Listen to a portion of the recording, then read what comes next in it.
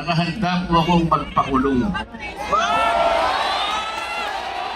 Kung kinakailangan ma-aresto po ako, wala pong problema. Kung ito po ang kabayarang hinihingi para ipagtanggol ko ang katarungan at ang pambansang kagalingan at ang interes ng mamayang Pilipino.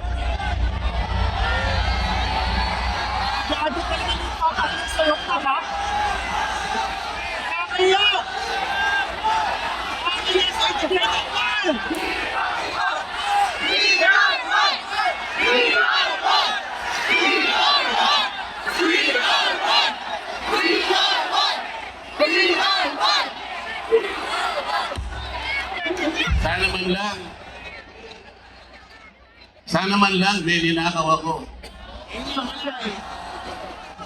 Sana man lang kasama ko sa mga mandarambong.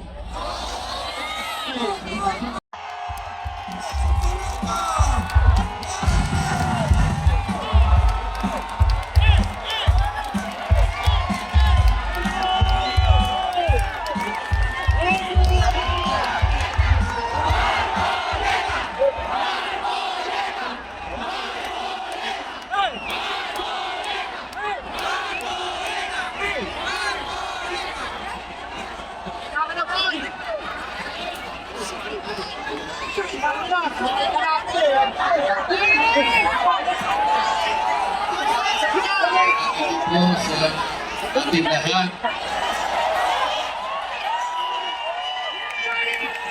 Sabi na po kay gusto ko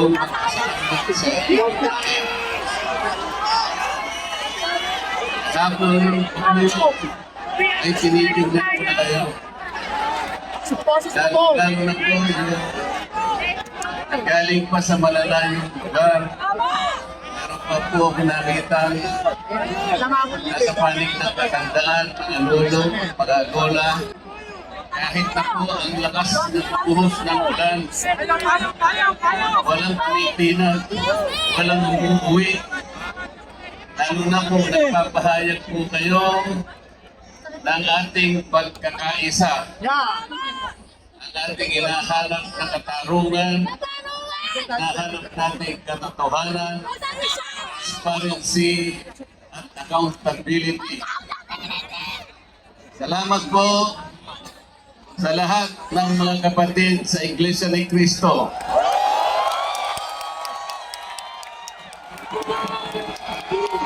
Salamat din po sa mga hindi kapatid ngunit nakikisang-ayon at sumusuporta sa pagkakaisa natin sa gabing ito. Ito po'y mga kakilala po, yung iba po ay hindi po man kakilala. Ngunit nagpahayag po sila ng pagsuporta at pagmamahal sa ating bansa at sa ginagawa natin ngayon. No, Daddy! Hindi na nga po sana ako pupunta dito. Kasi baka akalain po nung iba, ako pa po yung nag-i-instigate, hindi po. Palagi ko pong ginagawa, kagaya ng palagi kong sinasabi, ay kailangan maipakita natin kung ano ang tunay at tapat na paglilingkod ng isang public servant sa pamahalaan. Gusto ko pong gamitin ang aking sarili na isang mabuting halimbawa kung paano ang isang public official ay tumupad ng kanyang tungkulin dahil sa pinagtiwalaan ng mga tao para sila ay paglingkuran. Hindi ko po alam kung paano ko kayo pasasalamatan sa tuwing Pagtanggol mo lang kami, sapat na yun, Go! na sinusuportahan po ninyo ang aking ginagawa para sa ating Alin mo ng bansa. Pilipinas po.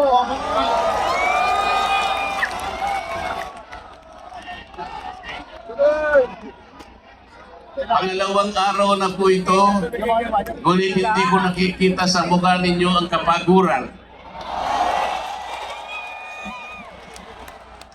Hindi ko po alam kung paano ko magpapasalamat sa inyo.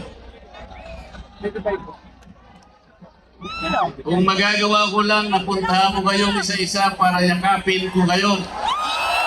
Gagawin ko.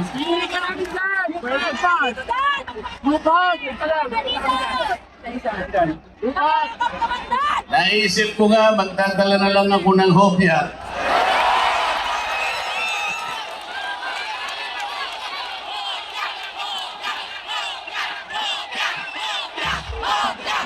Pero nung makita ko po na napakarami ninyo, kahit 30 pabrika ng hopya, hindi magkakasa sa inyo.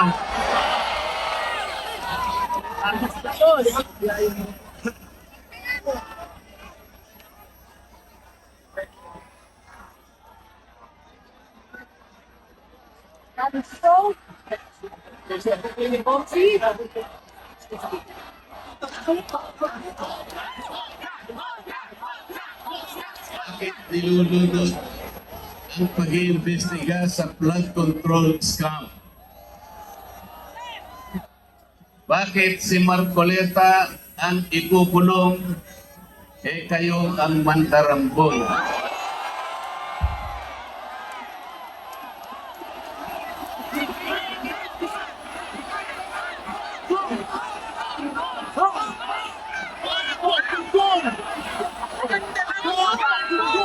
Meron po akong babasahin sa inyo. Alam mo na po ito, pero kailangan po may Basahin mo na mo. alam po ulit sa inyo. Paikatak po sa ating puso.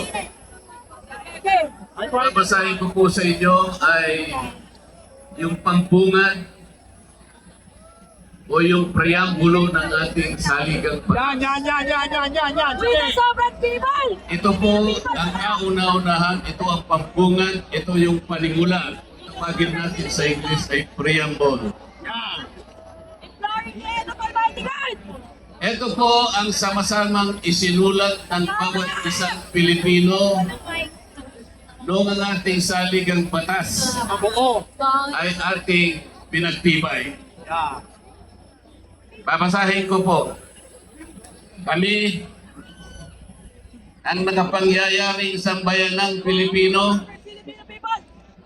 na humihingi ng tulong sa makapangyarihang Diyos upang bumuo ng isang makatarungan at makataong lipunan at magtatag ng isang pamahalaan nakakatawan sa aming mga mithiin at mga lunggating, magtataguyod ng kabutihan sa bawat isa, mangangalaga at magpapaunlad ng aming kamanahan at titiyak para sa aming sarili at sa angkanang susunod ng mga biyaya ng kalayaan at demokrasya sa ilalim ng pananaig ng batas at ng pamahalaang puspos ng katotohanan, katarungan, kalayaan, pag-ibig, pagkakapantay-pantay at kapayapaan ay naglalagda at naghahayag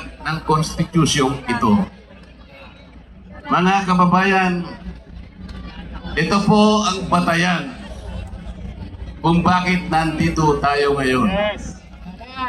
Nais nating ipaalala sa pamahalaan ang ating mga layunin, ang ating mga adhikain, ang ating mga pangarap para sa ating sarili at sa susunod na saling lahi, at ang ating pangarap sa ating pinakamamahal na bansa. Ito po ang aking paninindigan at alam ko ito ang ating pinagkaisang paninindigan ngayong gabi.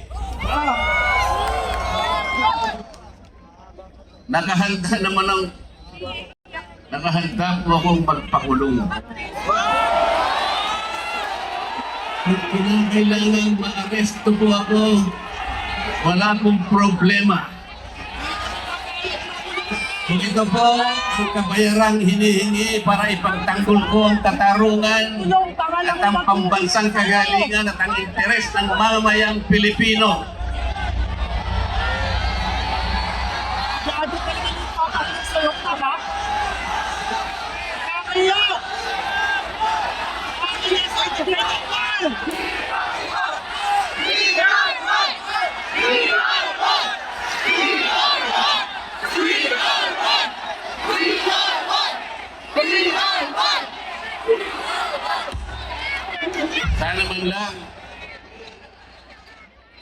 man lang may ninakaw ako. Sana man lang kasama ko sa mga mandarambong. Mga nabanggit na yung mga pangalan nila. Ano pa pag mandarap to? Ang isa ay si Martin Romualdez. Pinagdalhan ng balay-balaytang pera. Sana all!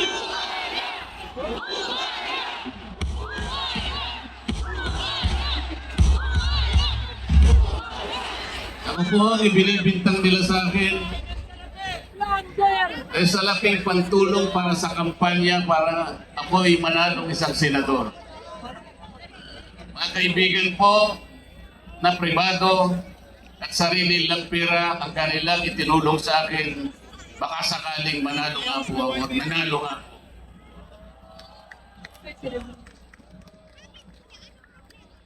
Hindi ko na po ipaliliwanag ang technicality kung paano nila inimbento ang isang gawa-gawang asunto laban sa akin.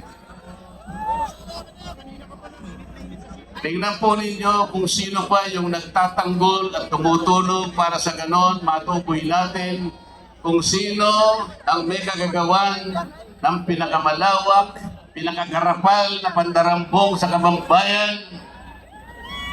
Eh siya pa ang inaasunto at siya pa ang pinagbabalakang arestuhin. Hindi ba katungkulan ng ombudsman ang sila ang humanap, umusik at parusahan ang lahat ng may kagagawan nito?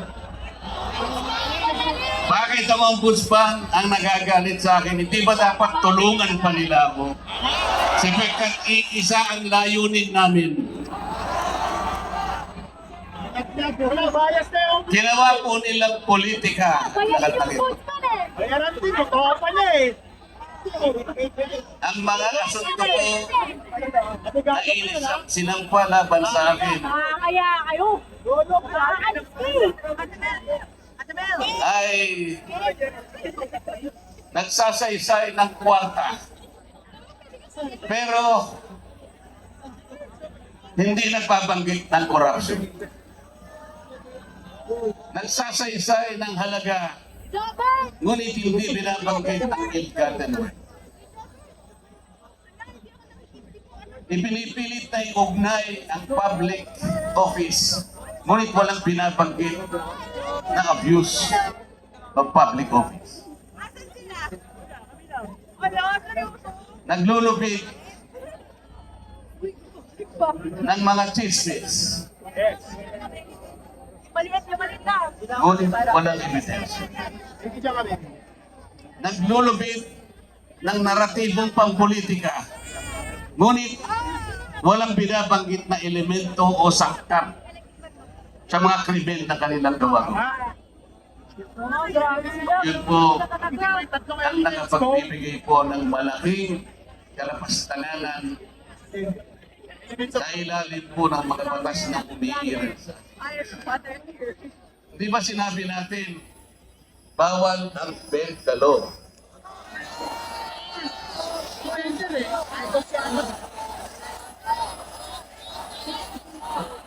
Ayun. Don't bend the law.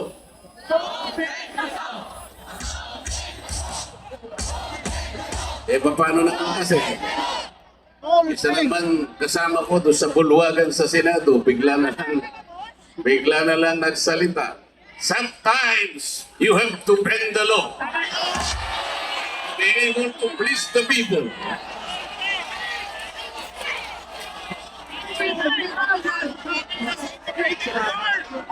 Sumagot naman yung kausap. Sumagot yung kausap. Memorya pa nga! Tinanong kasi siya kung tama yung sinasabi. Memorya pa nga! Sabi niya, yes sir.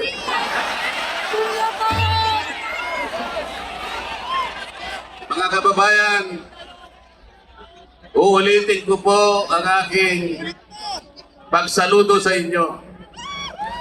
Ang aking paggalang ang aking pagpapasalamat sa ipinakita ninyong pagsuporta at pagmamahal sa akin at sa mga bagay na ipinaglalaban nating lahat. Ang katarungan, ang katotohanan, ang pananagutan, at ang katarungan. Huwag po tayong maghiwa-hiwalay. Ang sabi nga natin, we are one.